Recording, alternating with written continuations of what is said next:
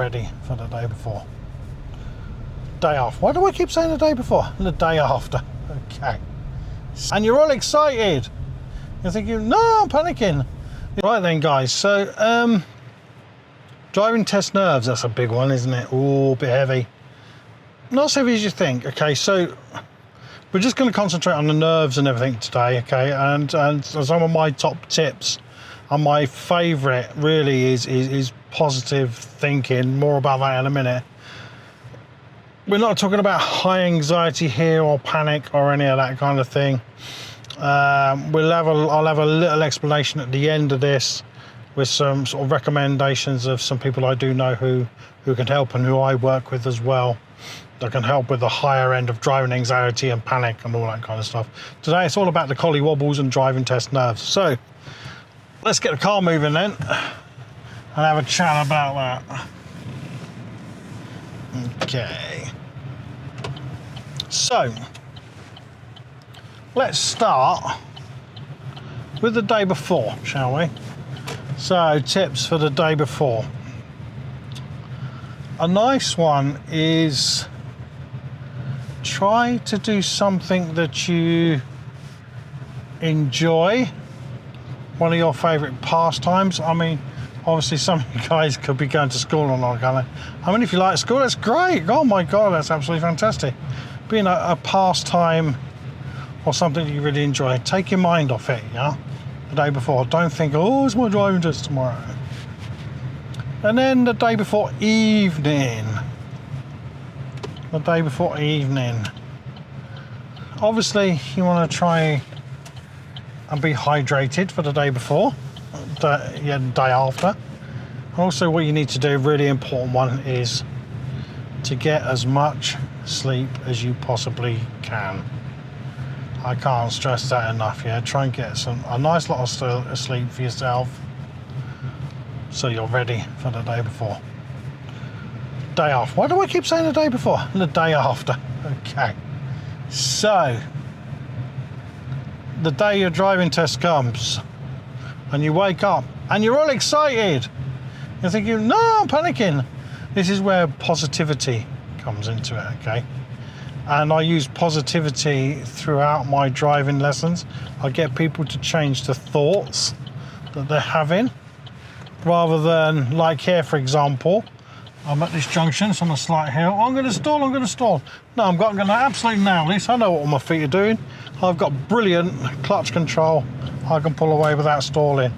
Rather than, oh, I'm going to stall, I'm going to roll back, because that can create the stall. You can talk yourself into it, manifest it, so to speak. All right, so positivity.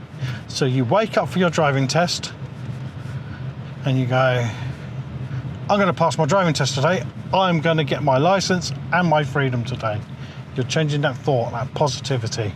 All right, this is one of my favorite things, one of my favorite techniques.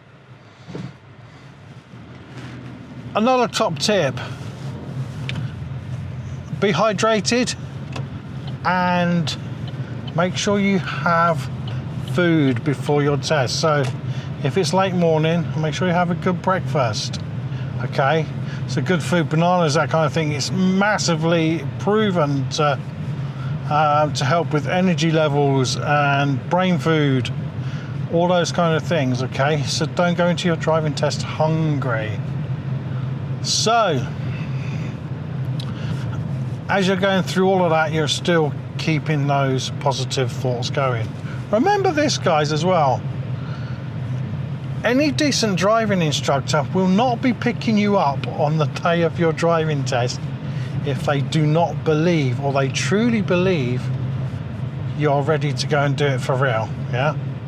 Any decent instructor in their heads will be believing that you can pass your driving test today, on the day of your test.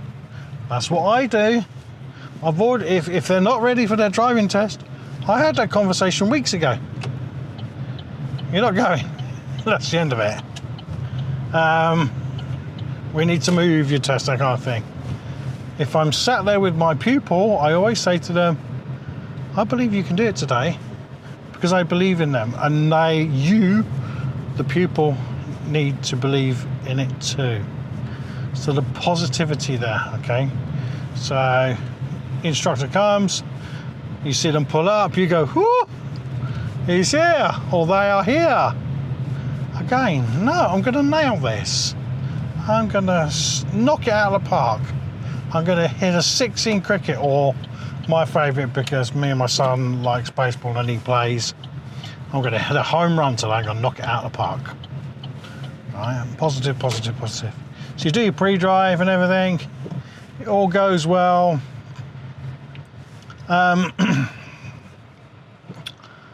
And I've had this question a few times. What if I make a mistake before the test itself? Well, that's all right. You've got your brain fart out of the way, haven't you?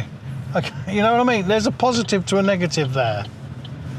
Positive to the negative is, yes, I know those of you are picking it up. I didn't signal right when coming onto that roundabout.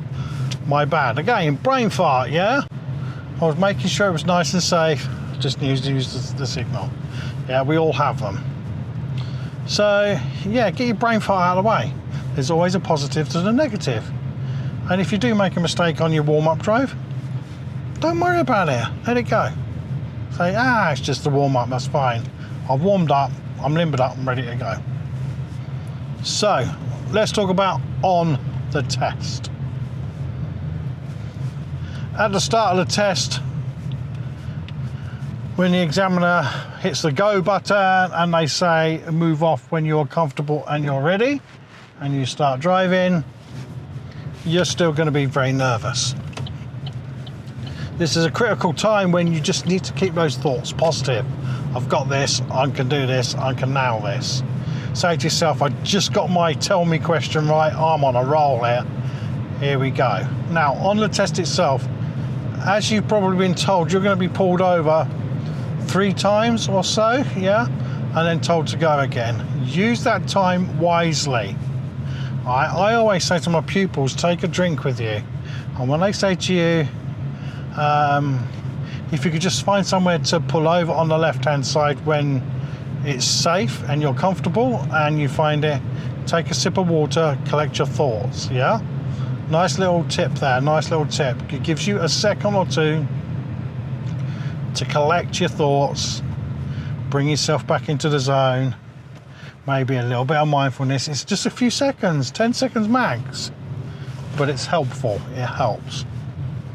Also, if it does get a little bit too much for you as you're going around, you can ask the examiner if you can just stop for a minute to collect yourself. I have never known an examiner to say no to this.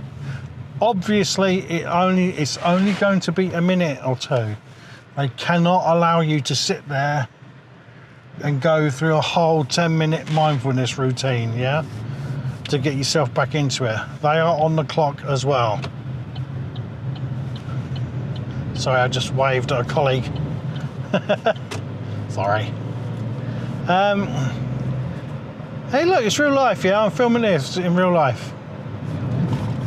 So, yeah, where was I? So, yeah, 10 minutes is too much, but a minute, they will give you that, all right? And use any techniques that you might use. Another great tip, yeah?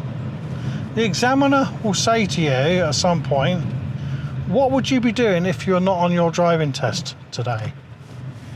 They're going to chat to you at certain points, not like now when I'm on this roundabout, following this big truck. They won't ask you a question now, but let's just say you pulled off the roundabout here. Yeah, you got, what, 300 yards or so, 300 meters or so of clean road, nothing much going on here. You just need to make sure you keep a nice distance from the truck. And they might ask that question. They talk to you, you know. They're not horrible people. They're not even psycho. I had one pupil say, Marcus today plugged themselves into the USB between tests because they've heard all these horrible stories. They're people. And the ones that I know are nice people, yeah? They're just doing a job. But you can also talk to them as well, yeah? You know, you can't get personal with them. But you might be say, you know, you've been doing your job long, that kind of thing. You know, yeah, I've been doing it 20 years, that kind of stuff. You can't ask them if you've got any kids and all that kind of thing. They're actually directed to not answer personal questions, which is a bit weird because they can ask personal questions to you. But yes, you can talk to them. Tell them a joke. That's a good one, you know. Have you heard the one about the chicken crossing the road? I don't know, the old ones are always the best. But, you know, it's not to distract them, but it keeps the mood nice and light and keeps you relaxed and stops you from panicking, all right? And even if you do make a mistake, quite often it's nothing. You don't want to turn a driver fault, a minor, into something that it's not. Let's just say, just back then, yeah, I didn't signal to turn right at that roundabout way back there, okay? I didn't mislead anybody. I was in the right-hand lane. Especially local people know I'll be turning right there. I didn't mislead anybody. It didn't affect anybody in a bad way. Driver fault, right there, yeah? Now, I didn't drive down that road going, oh God, I just failed my driving test. If you do that, it could lead you into making a mistake. So you have a little brain fart and go, oh, I forgot a mirror, or oh, I didn't check one blind spot. One blind spot, you didn't check one blind spot, let it go. That's a real good tip, just let it go. It will keep those nerves under wraps, right? You probably heard stories as well of people saying, I thought I'd failed my driving test and I actually drove better and I did pass. Well, that's a risky move, in my humble opinion. That is a risky move. So let's get past this truck. 70 mile an hour dual carriage right now.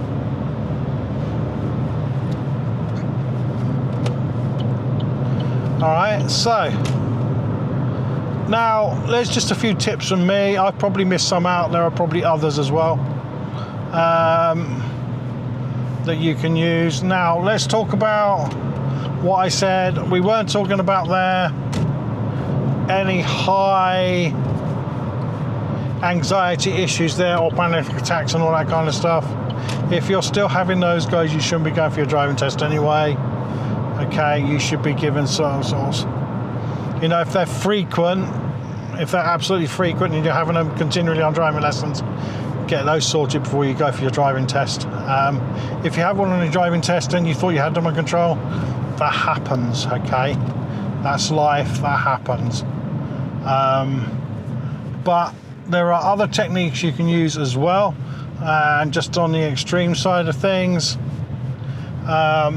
And this is not a sponsorship, honestly, it's just I have a subscription with a company called Confident Drivers, Kevin and Tracy Field. These guys are absolute geniuses, in my opinion, in what they do with helping people with anxiety, and they now do neurodiversity as well, which I do too. And they're great, and my pupils get access to the nervous driver sort of kit that they can use, and all the techniques that are in there with regards to breathing and all that kind of stuff, and some of the techniques I've said today, one of them being positive thoughts. It's my absolute favourite, and my pupils get access to that. But guys, go check them out. I'll put a link up there if I can. If not, it'll be down in the description. There you go, guys, some of my tips for driving test nerves, okay, one of them being positive. And guys, enjoy your driving lessons, go pass your driving test, and above all, stay positive, right? And I'll see you all very soon. Bye bye.